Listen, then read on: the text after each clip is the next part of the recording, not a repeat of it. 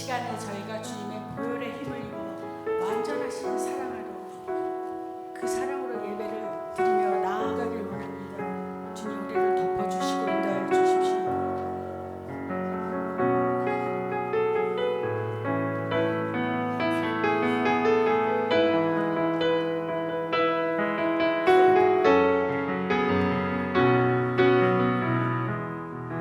주의 보좌로 나갈 때는 주의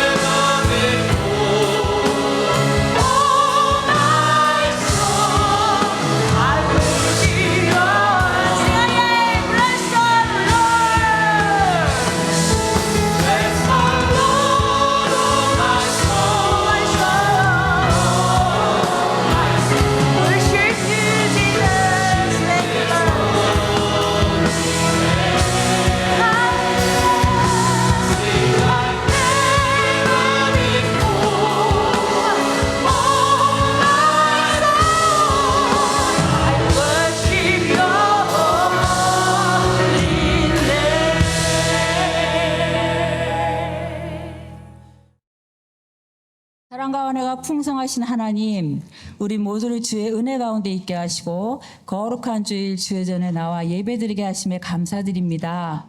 이 시간 분주한 마음과 미래에 대한 염려 등을 십자가 아래 내려놓고 우리의 심령이 오직 하나님만을 향하게 하여 주옵소서. 예배를 드릴 때 우리 마음문이 활짝 열리고 찬양과 기도의 입술이 열려서 지금까지 저희들의 삶에 함께 하신 하나님만을 높이며 주께 영광 돌리게 하옵소서.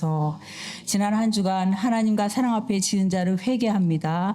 무엇보다 하나님의 뜻을 알면서도 순종하지 못하고 감사하지 못했습니다.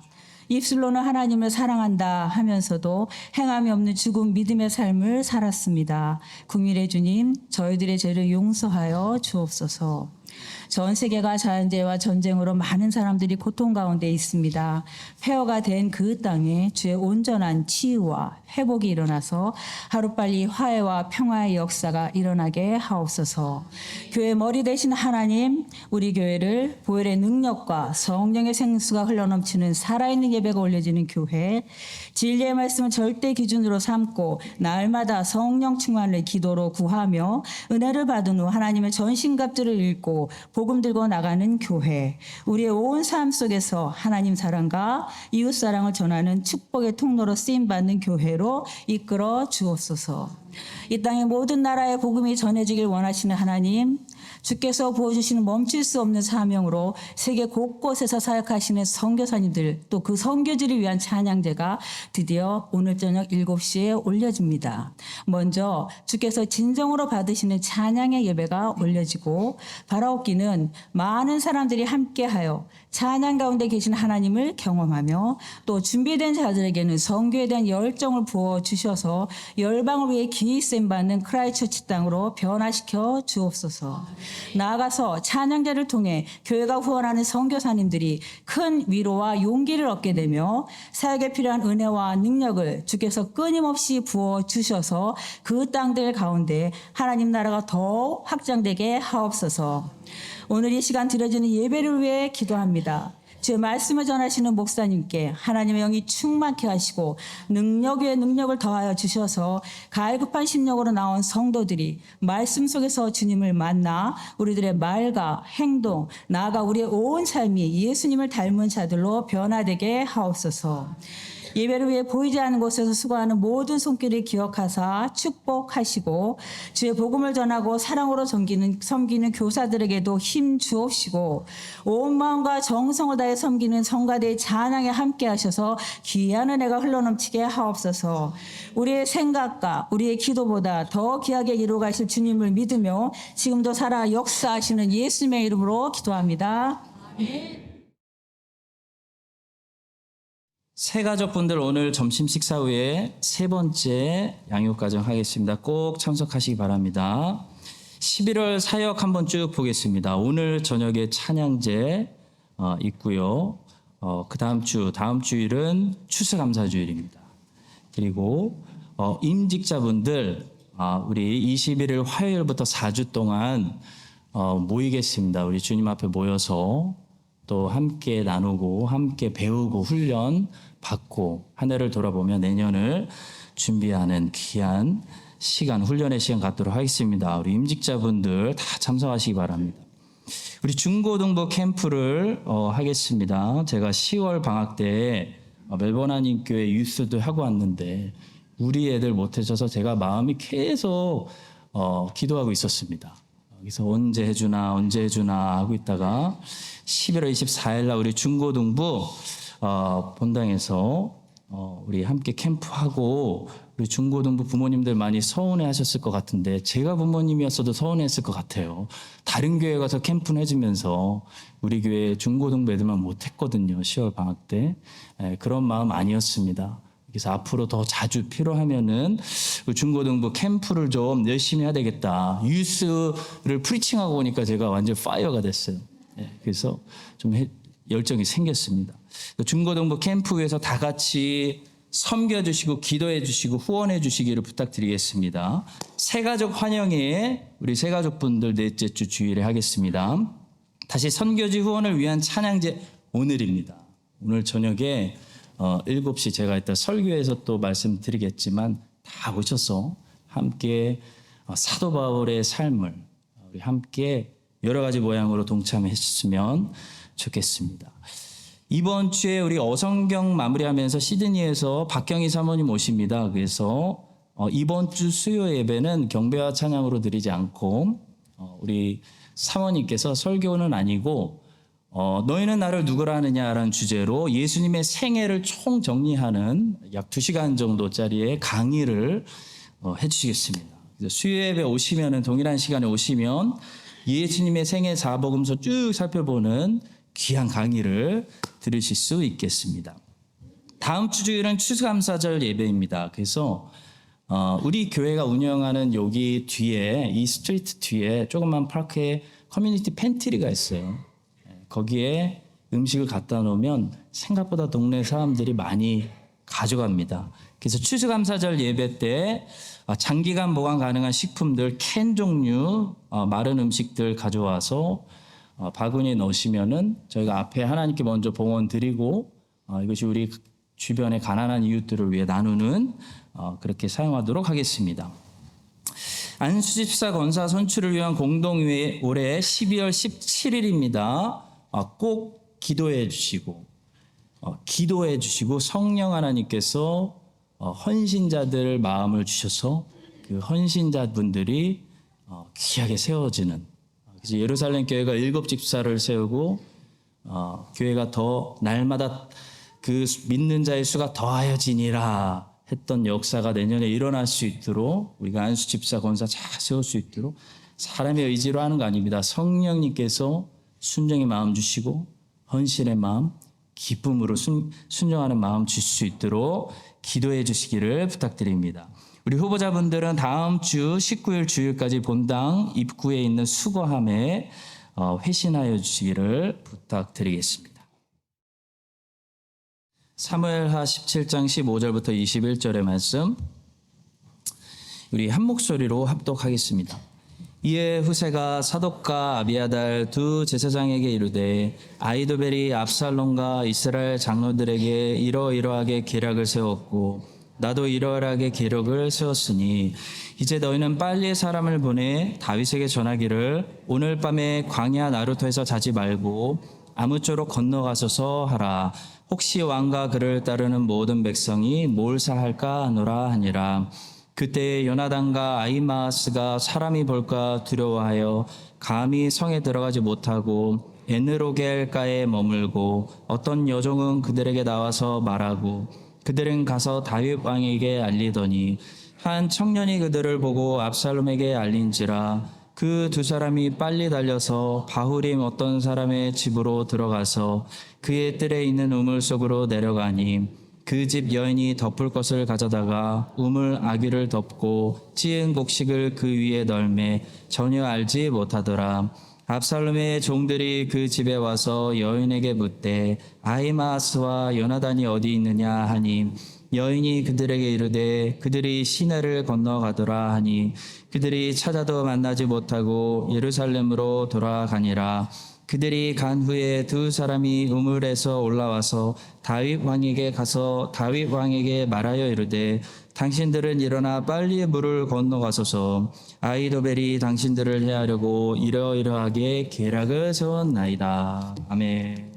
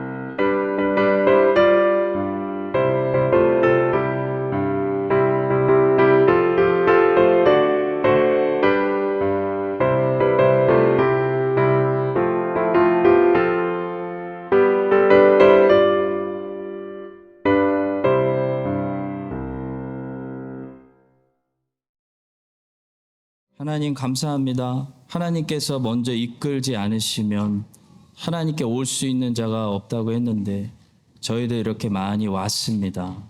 주님 말씀하시려고, 은혜 주시려고, 치유하시려고, 새롭게 하시려고 부르신 줄 믿사오니 하나님 미리 이미 감사드립니다. 하나님 모든 영광을 받아주시옵소서. 주님, 주의 백성들이 물질로 헌금 드리고 물질만 내밀고 돌아가는 것이 아니고 우리의 삶을 드립니다.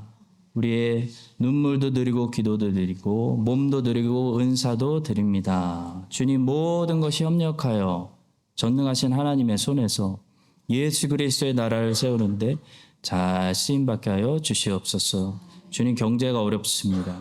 주님, 주의 백성들의 양식이 창고에 떨어지지 않도록 날마다 놀라우신 도우시는 손길로 채워 넣어 주시옵소서. 좋고 기름진 것이 아버지의 상에 넘쳐나게 하여 주시옵소서. 하나님, 오늘 성가대가 찬양을 하고 찬양제를 준비하면서 참 수고가 많았습니다. 아버지의 영광스러운 복음 사역에 같이 동참하는 주의 백성들을 축복하여 주시옵소서. 감사하며 예수 그리스도의 이름으로 기도합니다. 아멘.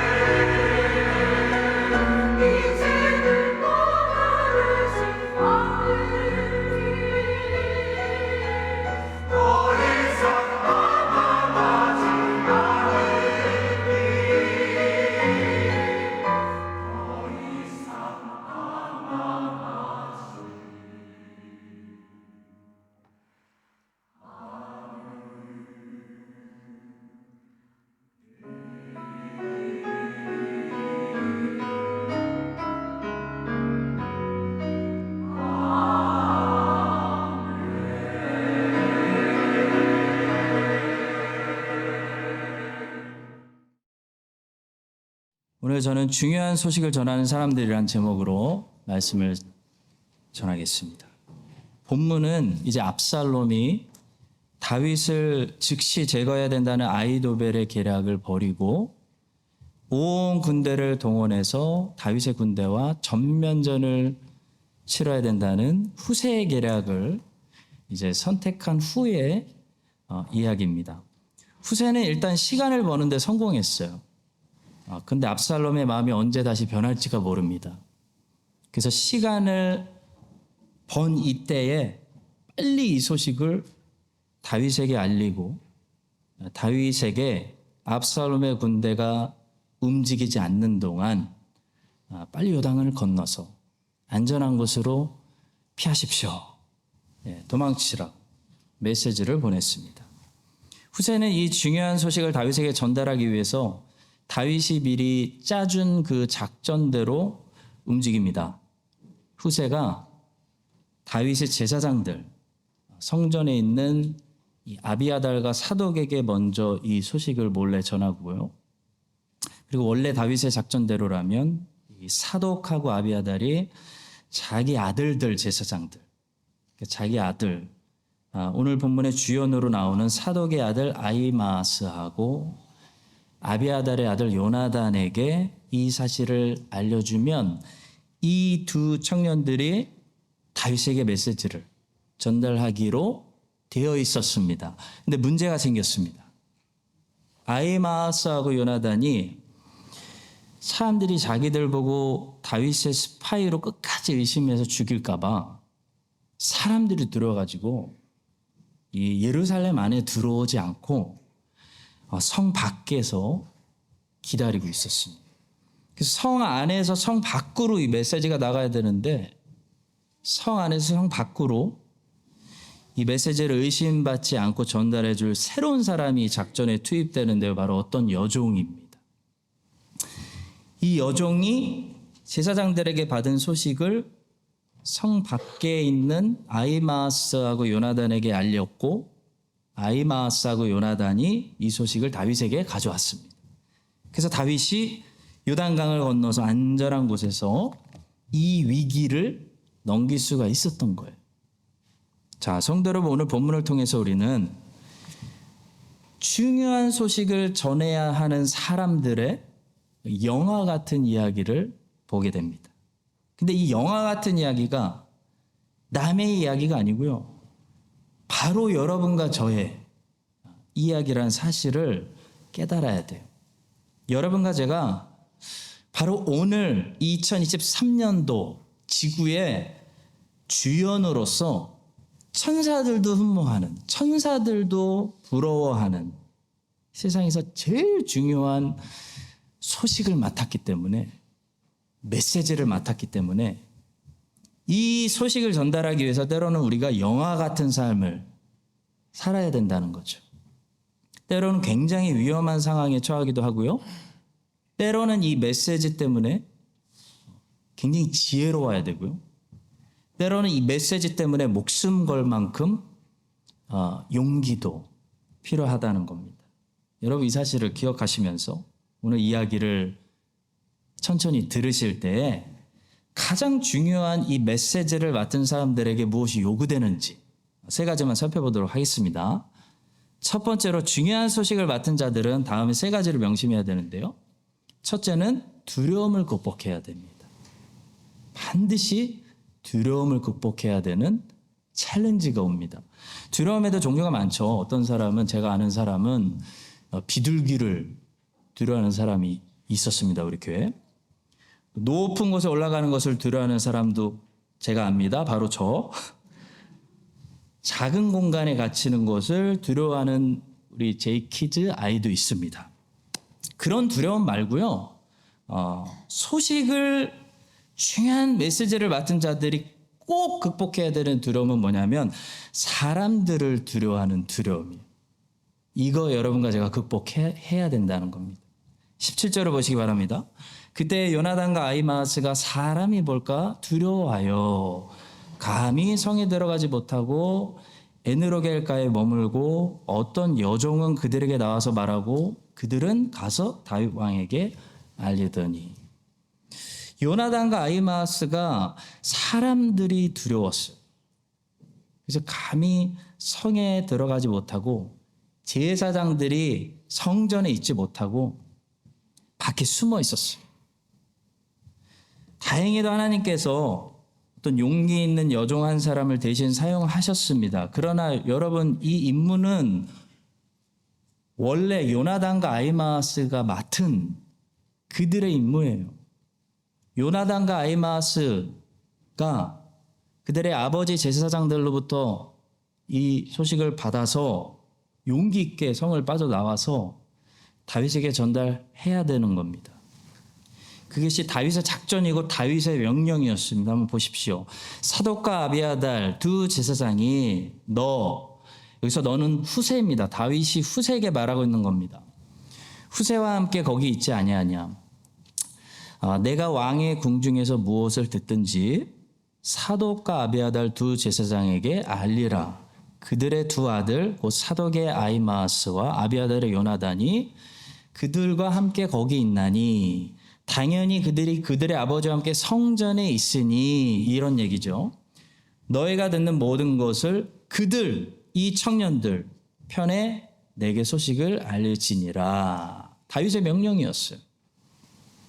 요나단과 아히마아스는 제사장의 아들들로서 사독과 아비아달과 함께 제사장들이 있어야 하는 성전에서 자리를 지켜야 되는 사람들입니다. 근데 아히마아스와 요나단은 압살롬이 장악한 그 예루살렘에 자기들이 죽을까 봐 두려워서 안 들어갔다는 거예요.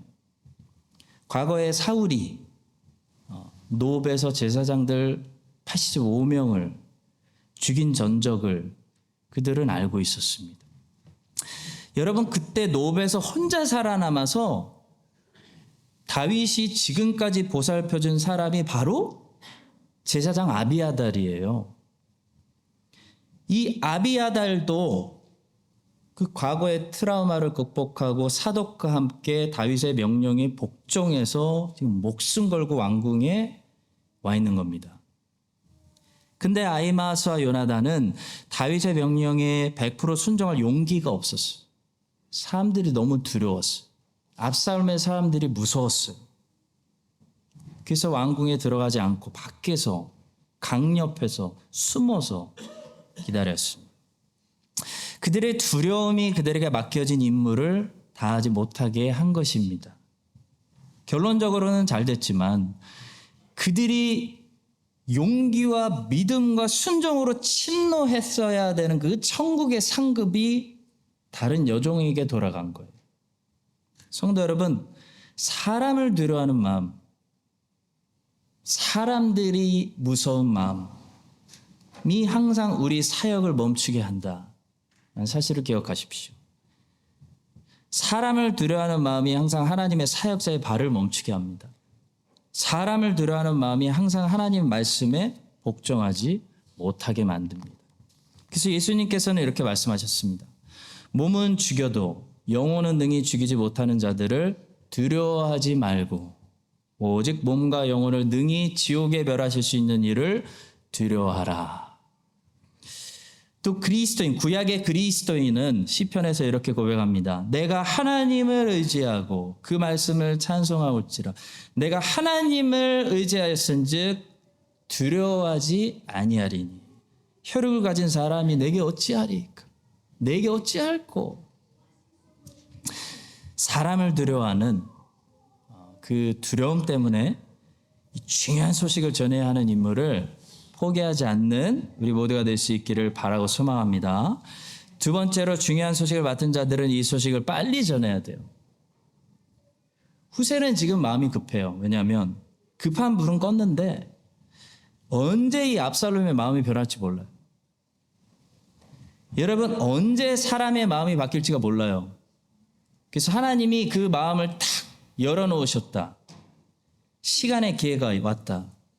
그러면 이 중요한 소식을 맡은 사람은 어떻게 반응하냐면 빨리 전해요. 빨리.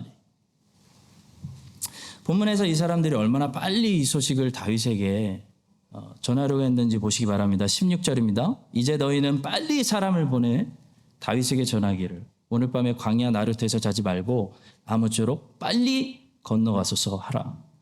혹시 왕과 그를 따르는 모든 백성이 몰사할까 합니다. 후세는 지체하지 않고 빨리 다윗에게 이 중요한 소식을 전하라고 제사장 사독과 제사장 아비아다를 재촉했습니다. 잘한 거죠. 그리고 그 소식은 여종을 통해서 요나단과 아히마아스에게 잘 전달이 됐습니다. 그리고 그 소식을 들은 이 두 청년은 어떻게 반응했냐면 18절입니다. 한 청년이 그들을 보고 압살롬에게 알린지라 그 두 사람이 빨리 달려서 빨리 가서 바울임 어떤 사람의 집으로 들어가서 그의 뜰에 있는 우물 속으로 내려갔다 말씀합니다. 성도 여러분, 오늘 이야기 속에서 중요한 소식을 맡은 이 사람들이 이렇게 빨리 다윗에게 이 소식을 전하려고 하는 이유는 딱 한 가지 때문이에요. 다윗의 생명을 살리기 위해서입니다. 마찬가지로 우리가 왜 특히 우리 자녀들에게 우리에게 맡겨주신 이 사랑하는 자녀들에게 이 포스트 모더니즘 세상에서 우리의 품에 맡겨두신 이 자녀들에게 복음을 지금 전하고 빨리 가르쳐야 된다고 말씀하실까요? 그 이유가 뭘까요? 왜 몇 년 후에 애들 다 대학 보내고 하면 안 될까요? 내가 좀 먹기 살기 좀 편해지고 그럼 왜 그때 전하면 안 되고 지금 빨리 캠프 해야 되고 빨리 매주 주일학교 해야 되고 왜 지금 전해야 될까요? 애들이 우리를 기다려주지 않기 때문입니다. 애들이 내가 안정될 때까지 우리 안 기다려줘요. 내가 준비될 때까지 나를 기다려주지 않아요. 무섭게 자라요. 저는 주일학교 우리 애들 볼 때마다 무서워요. 무서워. 무섭게 자라 있어요. 올해 안 하면 내년에 무섭게 자라 있어요. 이미 자아가 다 형성이 돼가지고 점점 단단하게 굳어져가지고 우리를 얘네들이 떠날 거기 때문에 애들이 아직 우리를 떠나지 않았을 때 애들에게 최고의 크리스찬 교사인 이 엄마 아빠가 같은 지붕 아래 있을 때 지금 빨리 하나님을 전해야 되는 것입니다. 여러분, 본문에서 중요한 소식을 맡은 자들이 빨리 그 소식을 전하려고 움직이고 있는 것처럼 복음을 맡은 생명 살리는 메시지를 맡은 우리 교회 모든 이 메신저들의 발걸음이 이처럼 언제나 빠르게 움직일 수 있기를 주님의 이름으로 축복합니다. 세 번째로 중요한 소식을 맡은 사람은 고생할 각오를 하셔야 됩니다. 자, 본문에서 중요한 소식을 맡은 요나단과 아히마아스 얼마나 고생하고 있는지 보십시오. 우물 안에까지 들어가야 하는 고생을 해야 했습니다. 본문 18절입니다. 한 청년이 그들을 보고 압살롬에게 알린지라 그 두 사람이 빨리 달려서 바울임 어떤 사람의 집으로 들어가서 그의 뜰에 있는 우물 속으로 내려가니. 여러분, 우물에 빠져보신 적 있나요? 중요한 소식을 맡은 소중한 메시지를 맡은 요나단과 아히마아스는 이 메시지 때문에 다윗에게 전해야 되는 이 메시지 때문에 우물 속에 들어가야 했습니다. 중요한 소식을 맡은 예레미야도 그 메시지 때문에 아주 깊은 웅덩이에 갇힌 적이 있어요.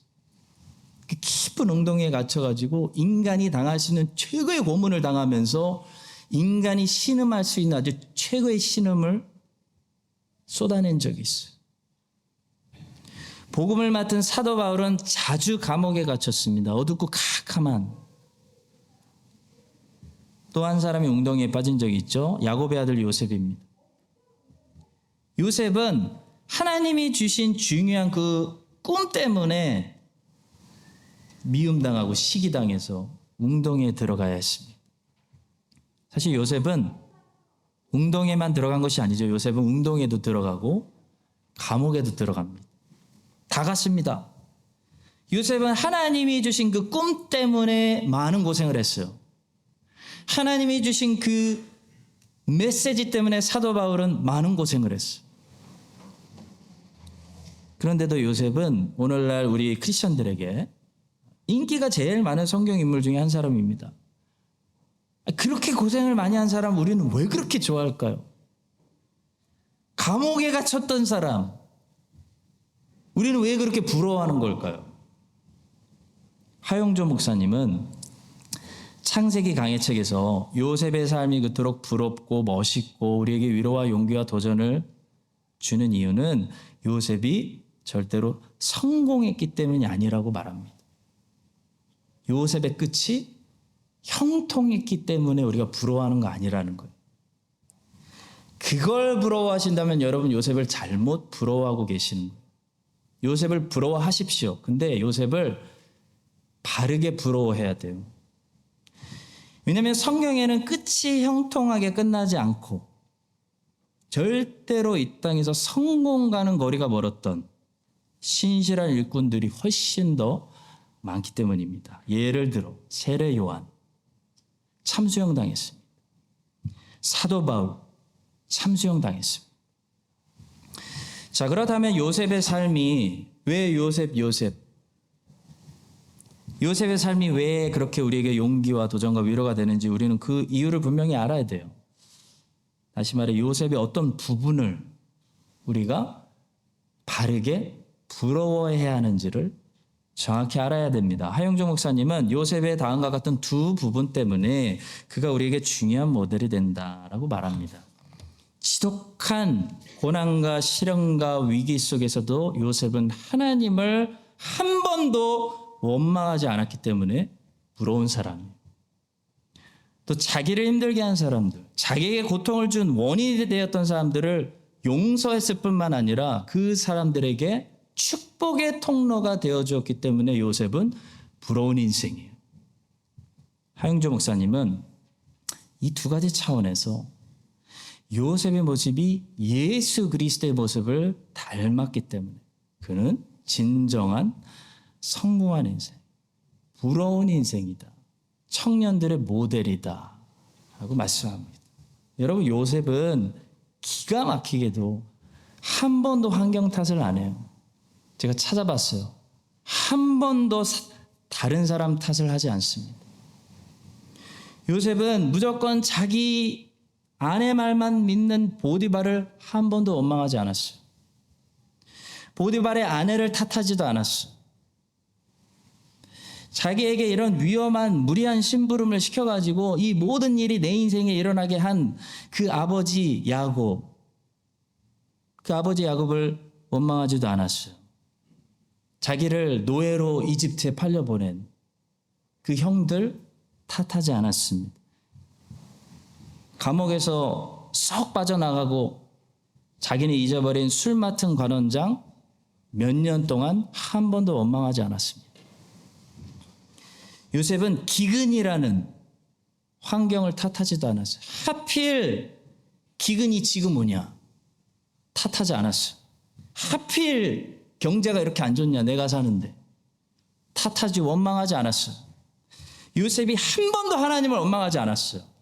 요셉이 한 번도 하나님을 원망하지 않고 환경 탓, 다른 사람 탓을 하지 않을 수 있었던 한 가지 비결이 있어요, 여러분. 그것은 바로 하나님의 섭리를 믿는 요셉의 신앙 때문이었습니다. 요셉은 이 모든 것을 하나님이 허락하셔야 자기에게 일어날 수 있는 일들로 믿었어요.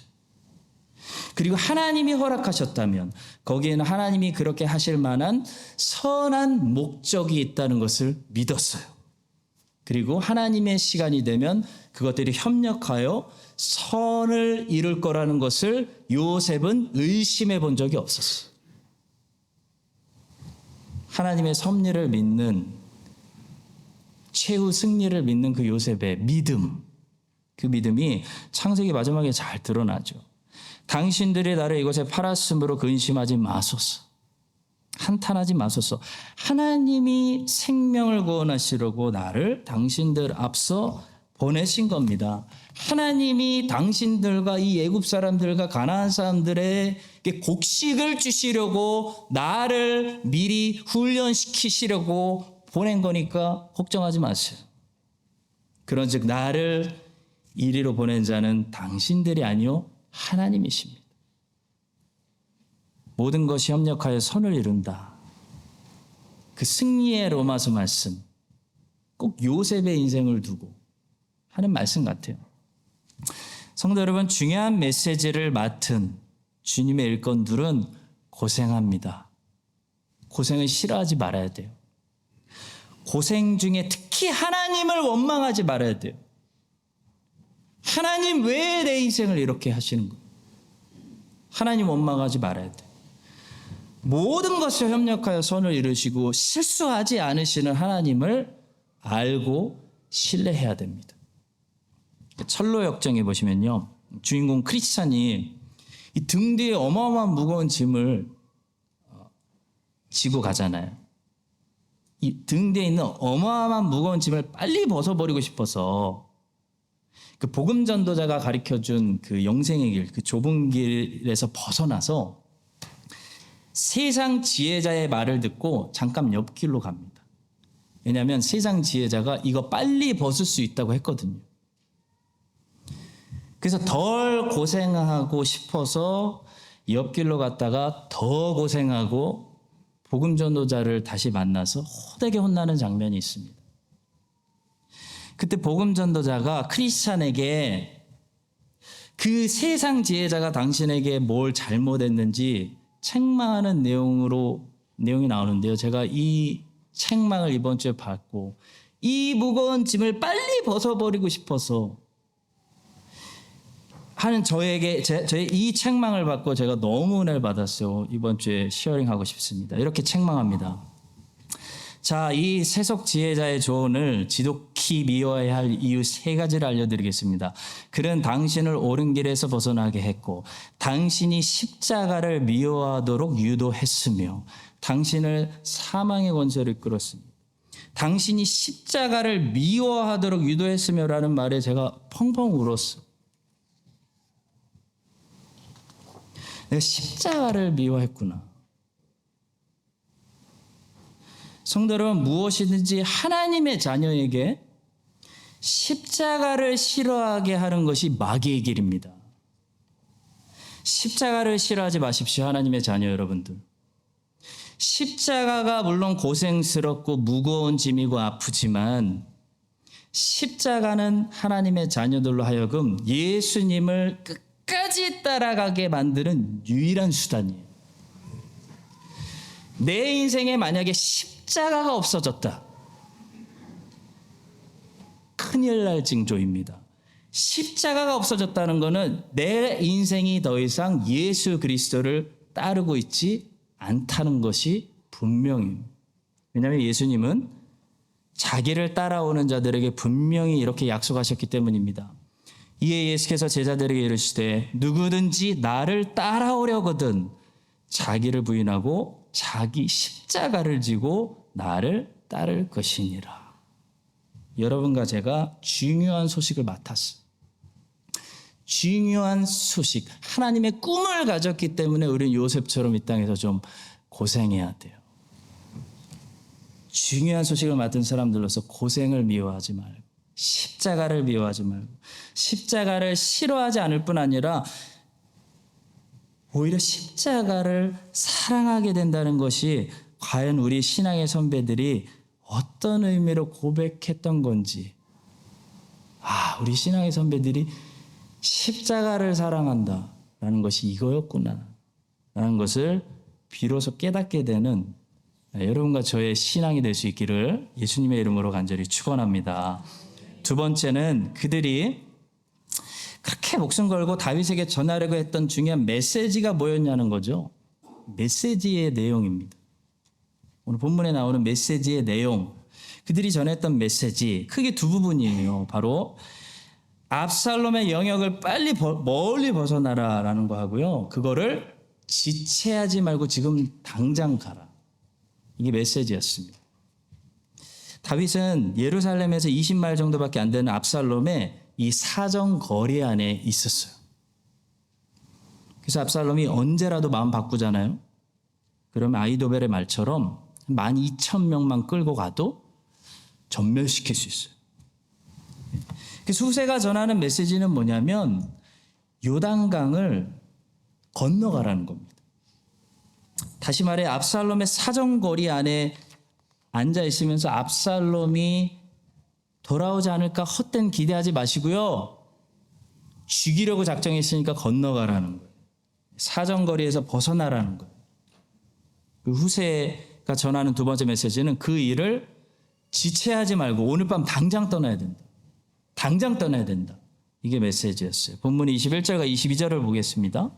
그들이 간 후에 두 사람이 우물에서 올라와서 다윗 왕에게 가서 다윗 왕에게 말하여 이르되 당신들은 일어나 빨리 물을 건너가소서.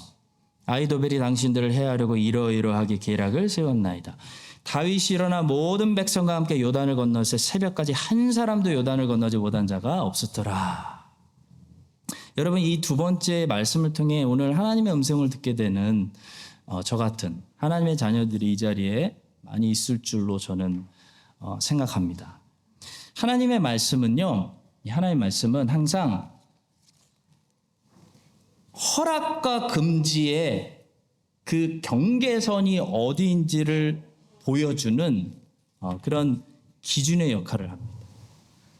그러니까 하나님의 말씀이 여기서부터는 허락, 여기서부터는 금지라고 기준을 정해준다는 거죠. 그 경계선. 그럴 때 이 허락과 금지의 경계선에서 허락 쪽으로 하나님의 자녀들은 깊숙이 들어와야 되는데 허락과 금지의 경계선 근처에서 자꾸 금지의 영역을 부러운 눈으로 바라보면서 사는 사람들이 있어요. 여러분과 제가 그럴 때가 많다는 거예요. 하와가 그랬어요. 하와를 예로 들자면 자꾸 선악을 알게 하는 나무를 바라보고 그 나무 근처를 빙빙 돌았어요. 거기서 멀리 떠나야 되는데. 여러분, 이렇게 우리가 하나님이 허락하신 땅으로 깊숙이 안전하게 들어오지 않고 경계선 근처, 사정거리 근처에 기웃거리면서 하나님이 금지하신 땅을 바라보며 침을 뚝뚝 흘리고 있는 그 이유를 오늘 설명해 드리겠습니다. 죄를 짓기 전에, 모든 죄는 죄를 짓기 전에 항상 선행하는 것이 있는데요. 먼저 일어나는 일이 있는데요. 바로 하나님을 오해하는 것입니다. 모든 죄는 죄를 짓기 전에 반드시 먼저 하나님을 오해합니다. 하나님을 왜곡시키는 일이 먼저 우리에게 선행됩니다. 그렇다면 하나님을 어떤 분으로 오해하고 어떤 분으로 왜곡시킬까요? 죄 짓기 전에. 바로 이런 분으로 오해합니다. 하나님은 뭔가 더 좋은 것을 나에게 감추시는 분. 하나님은 지금 나에게 충분한 것을 주시지 않아서 나는 지금 불행해. 그런 하나님으로 먼저 오해하게 만들어요. 그래서 죄를 짓는 거예요. 하나님을 먼저 이렇게 오해하고 왜곡한 다음에 죄가 시작됩니다. 여러분, 죄를 우리가 왜 지을까요? 쾌락 때문이거든요. 죄가 주는 보상이 있어요. 죄를 져주면 죄가 갚아주는 상이 있어요. 그게 뭐냐면 쾌락입니다. 쾌락. 쾌락을 얻기 때문에 우리는 죄를 짓는 거예요. 자, 그렇다면 왜 하나님의 자녀들이 쾌락을 찾느냐는 거죠. 바로 어떨 때 지금 나는 만족스럽지 않아 라고 생각할 때, 실제로 지금 하나님의 자녀가 만족스럽지 않다는 것이 아니고요. 그렇게 생각이 deceived 된다는 거예요. 사단이 속인다는 거예요. 너는 지금 불행해. 너는 지금 만족스럽지 않아. 사단이 속일 때 우리는 쾌락을 찾게 돼. 사단이 하와를요 완전히 속였어요. 뱀의 이야기를 들은 하와가 어떤 생각을 가지게 되었냐면 나는 지금 충분하지 않아 라는 생각을 가지게 됐어요. 하나님은 더 좋은 것을 우리에게 숨기고 있어, 감추고 있어 라는 생각이 시작됐어요. 그래서 내 이 불행한 내 완벽한 에덴 동산에 사는 하와가 어떤 생각을 했냐면요, 이 불행한 내 인생, 이 불행한 내 처지를 나는 내 스스로 바꿔야 돼 라고 생각하기 시작했어요. 이것이 유혹을 받은, 그래서 죄를 시작하는 사람의 생각인 거예요. 하나님을 오해하고 있는 거. 하나님은 아담과 하와에게 여러분 동산에 우리가 알다시피 모든 것을 주셨어요. 모든 것을 허락하셨어요. 허락의 영역이 이만큼이었어요. 다 해도 돼. 딱 하나만 빼고 죄만 짓지 마. 한 나무만 금지하셨어요. 하와는 모든 것을 가진 여자였어요. 여러분, 모든 여자들의 꿈, 로망, 모든 것을 가진 여자, 바로 하와였어요. 근데 뱀이 어떻게 속였냐면 하나님이 참으로 너희에게 동산 모든 나무의 열매를 먹으면 안 된다고, 모든 거 아무것도 하면 안 된다고 하시더냐라는 거짓말로 하나님을 딱 왜곡시킨 거예요. 모든 것을 다 가지고 있는 여자에게 뱀은 마치 너는 아무것도 가진 게 없는 거지 같은 불행한 여자가 아니냐, 찌른 거예요. 찔러 본 거예요. 그 말 한마디에 하와가 바보같이 하나님의 말씀을 믿지 않고 뱀의 말을 믿고 자기를 불행하다고 느낍니다. 나는 불행한 여자구나. 그것이 죄를 짓기 전에 하와의 머릿속에 선행됐던 생각의 발전이에요. 광야의 이스라엘도 마찬가지였습니다. 광야의 이스라엘이 40년 동안 죄를 졌어요. 광야의 이스라엘이 40년 동안 죄를 진 것은요, 한마디로 얘기해서 자기들이 불행하다고 생각했기 때문이에요. 우린 너무나 불행해. 여러분, 광야의 이스라엘의 원망의 소리를 들어보세요. 그들의 말을 들어보면 이스라엘은 세상에서 제일 불행한 사람들이에요. 아주 저주받은 민족이에요. 저주받은 민족. 제일 불행하고 저주받은 민족이 이스라엘이에요. 그들의 말을 들어보면. 이보다 더 저주받은 민족이 없어요. 스스로 그렇게 생각했어요. 이 불행한 광야 인생. 제일 럭키한 사람들이 제일 불행하다고 생각하니까 항상 불순종하고 우상숭배를 한 거예요. 여러분, 탕자의 아버지가 좀 잘 살았습니다. 탕자의 아버지가 얼마나 잘 살았냐면 탕자가 나중에 뭐라고 고백하냐면 그 아버지의 종들도 엄청 잘 나갔어요. 종들도 잘 나갔는데 이 아들이 막내 아들이에요. 우리 막내분들, 제가 막내거든요. 아이고, 잔소리 안 하세요. 사랑만 하세요. 제일 럭키한 사람, 탕자. 탕자 아버지가 집에 얼마나 부족한 것이 없었는지 누가복음 15장 17절이 말합니다. 이에 스스로도 이렇게 이르되 내 아버지에게는 양식이 풍족한 품꾼이 얼마나 많은가. 나는 여기서 줄여 죽는 거야. 그런데 탕자가 죄를 짓기 전에 어떤 생각이 그를 지배하기 시작했냐면요, 나는 현재 불행해. 난 너무 불행해. 뭔가 훨씬 더 좋은 것이 지금 나에게 감춰져 있어. 저 넓은 세상으로 나가면 지금보다 더 큰 행복이 나를 분명히 기다리고 있어. 라는 생각이 이 탕자를 지배하기 시작합니다. 그래서 아버지께 죄를 짓고 삿대질하고 집을 나간 거예요. 성도 여러분, 하나님이 허락하신 하나님의 백성들만 누릴 수 있는 젖과 꿀이 흐르는 특권에서 천사들이 흠모하고 부러워하는 삶, 그것이 하나님이 금지하신 삶보다 훨씬 더 월등한 건데요, 우리가 예수 믿고 또 스스로 불행하다고 여길 때, 하나님이 허락하신 그 동산의 모든 나무들을 우리가 보지 못할 때, 이게 뭔지도 모를 때, 관심도 없을 때, 우리 어디를 맴돌기 시작하는 거예요? 자꾸 그 선악을 알게 하는 나무 근처로 다가오는 거예요. 저걸 왜 못하게 하나? 하나님이 예수님 안에서 허락하신 에베소서가 말씀하는 그 풍성함, 그 충만함, 그 땅끝까지 열매를 맺는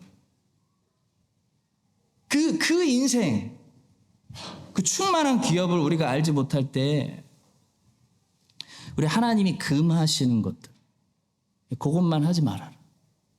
우상 숭배는 안 돼. 그것만 바라보면서 하나님이 아무것도 못하게 하셔. 하나님 할 수 있는 게 아무것도 없어. 자유가 없어. 자유가. 하나님이 동산에 마치 모든 나무들을 금하신 것처럼 넌 아무것도 못해. 사탄의 거짓말을 우리가 믿어버리게 되는 거예요. 여러분, 하와처럼 선악을 알게 하는 이 사정거리, 뱀의 사정거리 안에 있으면요, 어떻게 되냐면 뱀이 다가오는 거예요. 언젠가 그 나무의 실과를 따먹게 되어 있습니다. 압살롬의 영역, 압살롬의 사정거리 안에 있으면요, 언젠가 압살롬에게, 오늘은 아니더라도 내일 압살롬이 와서 전멸시킬 수 있어요. 그래서 오늘 말씀은 선포합니다. 요단강을 건너가라. 마귀의 지배 영역에서 멀리 벗어나서 하나님이 허락하시는 땅끝까지 가서 모든 민족을 제자로 삼아 아버지의 나라를 확장시키는 그 허락하신 훨씬 더 좋은, 훨씬 더 풍성한 열매를 맺는 그 영역 안으로 안전하게 깊숙이 들어오라는 말씀이에요. 여러분과 저도 오늘 다윗처럼 요단을 건너야 되는 줄 믿습니다. 마귀가 권세를 부리는 그 아무것도 아니거든요. 그거 하나 금지된 거. 그 마귀가 권세를 부리는 사정거리 아래에 있는 영역에서 완전히 이제 벗어나서 하나님이 허락하시는, 하나님이 부르시는, 하나님이 예수 그리스도가 초대하시는 충만하고 풍성한 영역 안으로 깊숙이 안전하게 들어갈 수 있는 우리 모두가 될 수 있기를 예수님의 이름으로 축복합니다. 마지막 세 번째로 간단히 말씀드리겠습니다. 직접 메시지를 전달하는 메신저가 되지 않더라도 이 복음 사역에 헌신으로 동참하라 라고 말씀하십니다. 오늘 본문의 마지막으로 아주 중요한 여인이 한 명 등장해요. 이름도 없습니다. 바후림의 어떤 집의 여인, 주목하십시오. 이 여인이 요나단과 아히마아스를 살려줍니다. 이 여인이 자기 목숨 걸고 이 메신저들을 영접해서 보호해줬기 때문에 이 메시지가 중간에 잃어버리지 않고 끊기지 않고 다윗에게 전달됩니다. 이 여인의 멋진 믿음의 행적 한번 보시겠습니다. 본문 18절부터 20절입니다.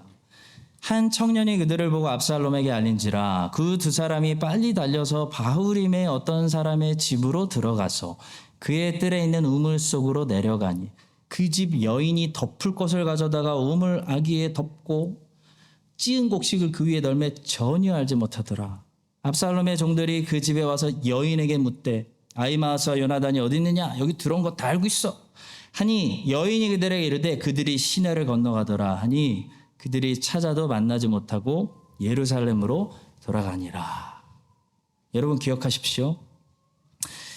후세로부터 다윗에게 다윗의 생명을 살리는 아주 중요한 메시지가 전달되는 이 과정에 하나님이 어떤 사람들을 사용하시는지 보십시오.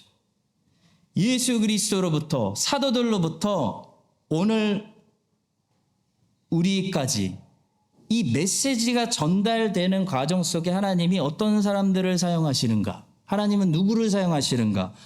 마지막으로 두 가지만 볼 거예요. 첫째, 하나님은 이렇게 중요한 메시지를 전달하는데 정말 연약한 사람들도 사용하신다는 거예요.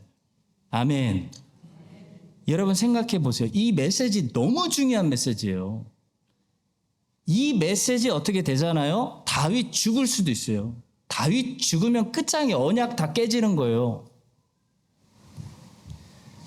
그 가장 중요한 메시지면 하나님 이거는 좀 천사들이 좀 해야 되는 거 아니에요? 좀?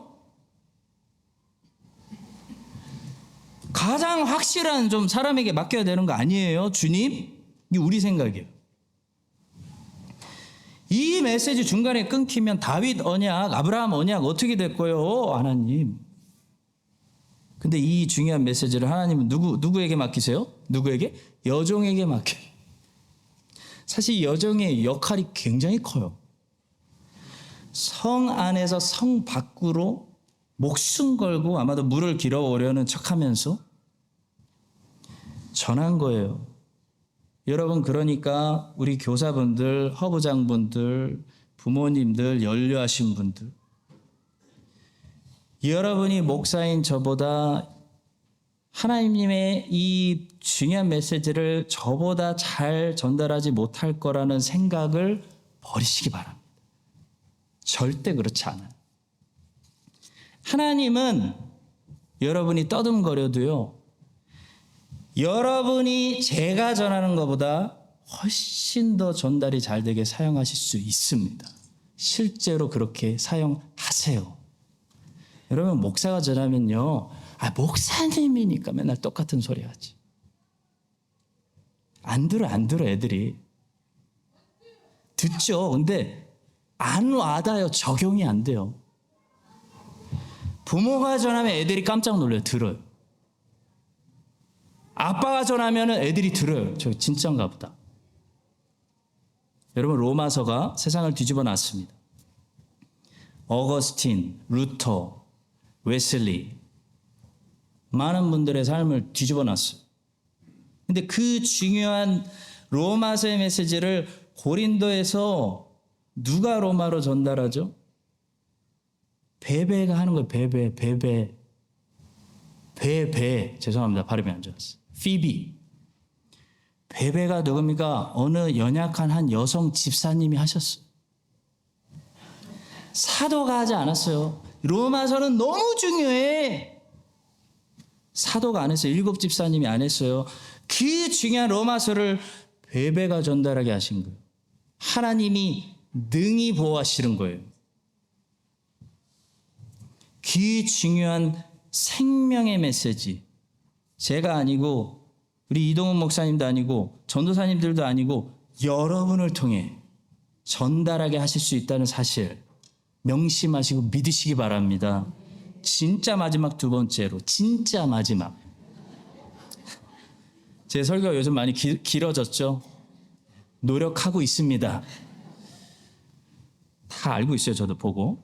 자, 복음의 메시지를 직접 전달하지 않더라도 복음을 전달하는 사람들을 여러분이 도울 수 있다는 사실을 아시기 바랍니다. 다 교사를 할 수는 없어요. 그럼 지금 여기 텅텅 펴요.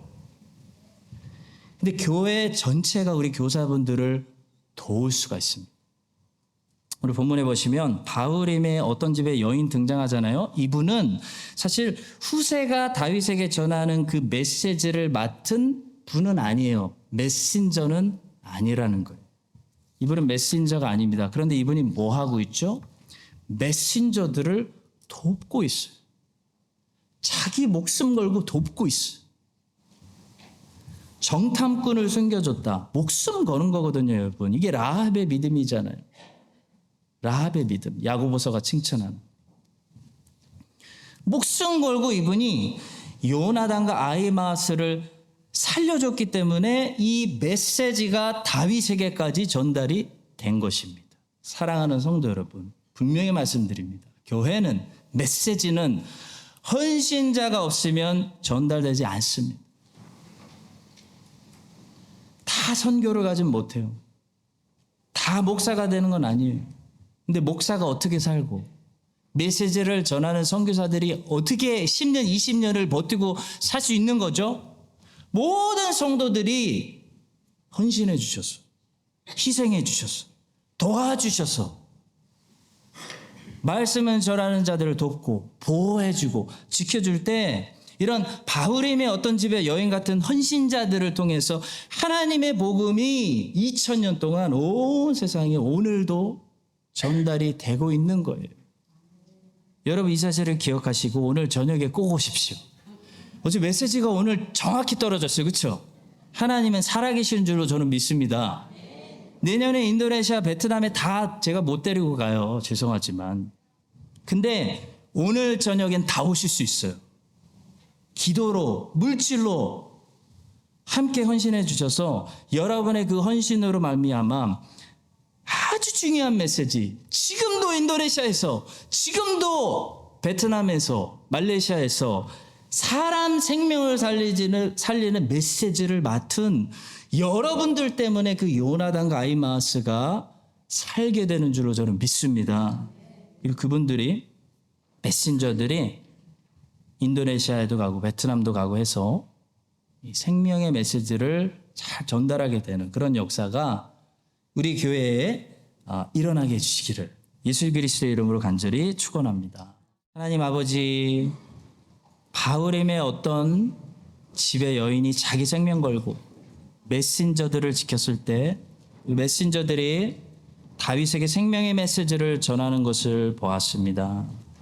또 하나님은 전능하셔서 가장 중요한 메시지를 연약한 여종에게 맡기시고 로마서를 베베에게 맡기시고 또 생명의 복음을 우리에게 맡기시는 것을 보게 됩니다.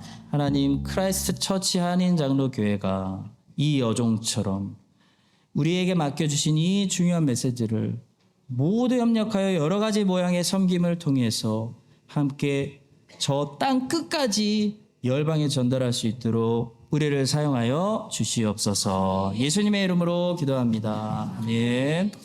이제는 우리의 복음의 메시지가 되시는 예수 그리스도의 은혜와 메신저들을 지키시는 하나님 아버지의 실패 없으신 그 사랑과 메신저들과 함께 하시는 성령 하나님의 보호하시고 능히 인도하시는 그 교통하심이 오늘 우리 함께 말씀을 들으며 함께 헌신하여 이 메시지를 온 열방에 전도하기를 결단하는 크라이스트처치 한인 장로 교회와 지금 이 순간에도 사랑을 받고 기도를 받아서 후원을 받아서 메시지를 전도하고 있는 열방의 모든 선교사님들과 그들의 자녀들 위해 이제부터 영원까지 함께 하시기를 간절히 축원드립니다.